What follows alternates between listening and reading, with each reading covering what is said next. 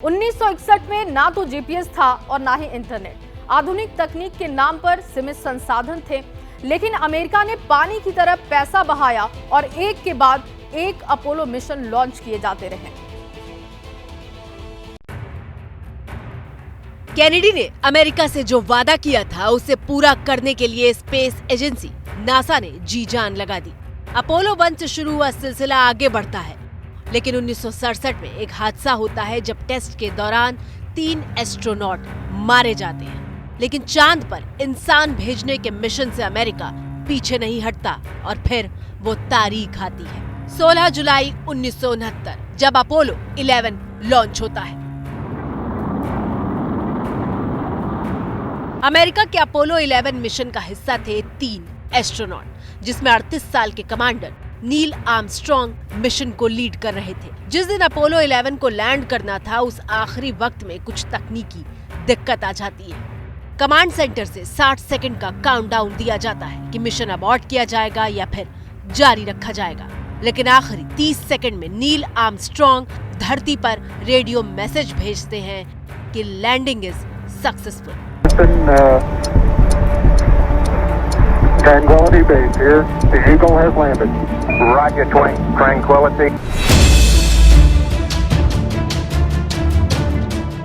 Was a new organization only. उस समय NASA लगभग 4 साल पुराना एक नया संगठन था और उन्होंने पहचाना कि चांद पर लैंडिंग शायद एकमात्र तरीका था जिससे हम सोवियत संघ को टक्कर दे सकते थे, क्योंकि राष्ट्रपति ने कहा था कि हम इस खेल में शामिल होने वाले हैं। और फिर वो लम्हा आता है जब नील आर्मस्ट्रॉन्ग चांद पर अपना पहला कदम रखते हैं। इस लम्हे को 650 मिलियन लोग लाइव देख रहे थे। तो आज पूरी दुनिया की नजर हिंदुस्तान पर है, लेकिन इस पूरे माहौल में अमेरिका के अपोलो 11 की चर्चा क्यों हो रही है, देखिए रिपोर्ट में। अमेरिका के चांद पर कदम रखने के 1 साल बाद ही ये दावा किया जाने लगा कि अमेरिका का मून मिशन सिर्फ एक झूठ था।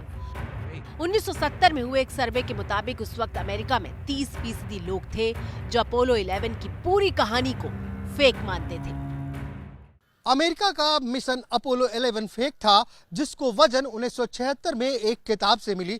अमेरिकी नेवी के पूर्व अफसर और नासा के मिशन मून के सदस्य रहे बिल केसिंग ने एक किताब प्रकाशित की जिसका नाम था we never went to the moon. चलिए अब आपको बारी बारी उन तमाम दावों का सच बताते हैं। पहली थ्योरी कि अगर हवा नहीं है तो चांद की सतह पर अमेरिका का झंडा कैसे लहराया। तो इस सवाल का जवाब ये है कि झंडे को स्पेशल डिजाइन किया गया था। झंडे में 2 तरफ रॉड लगाई गई थी, वर्टिकल और हॉरिजॉन्टल। एल्युमिनियम की रॉड स्प्रिंग की तरह बर्ताव कर रही थी। अमेरिकी एस्ट्रोनॉट जब रॉड पकड़ रहे थे तो झंडा लहराता हुआ दिख रहा था, यानी आरोप झूठा है। दूसरी थ्योरी, चांद पर नमी नहीं है तो जूते के निशान कैसे दिखे। तो जवाब ये है कि चांद पर मिट्टी और धूल की परत जमी हुई है, कदम रखने पर निशान देखे जा सकते हैं।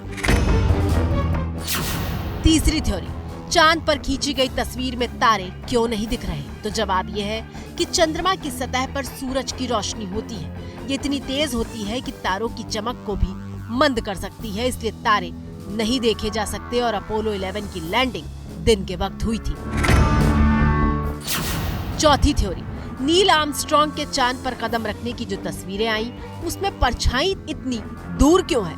आरोप है कि हॉलीवुड की तरह फिल्म बनाई गई, इसलिए ऐसा हुआ, जबकि सच्चाई ये है कि सूरज के साथ साथ चांद की सतह भी रोशनी के सोर्स की तरह काम कर रही थी। रोशनी हर दिशा में दिख रही थी, इसलिए परछाई अजीब सी बनी।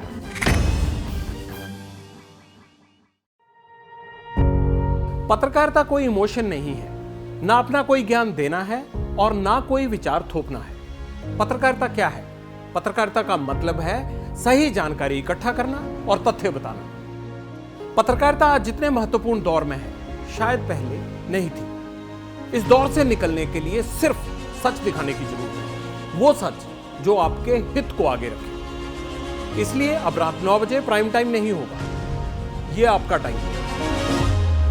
जगविंदर पटियाल के साथ देखिए पब्लिक इंटरेस्ट सोमवार से शुक्रवार रात 9 बजे सिर्फ एबीपी न्यूज पर। एबीपी न्यूज आपको रखे आगे।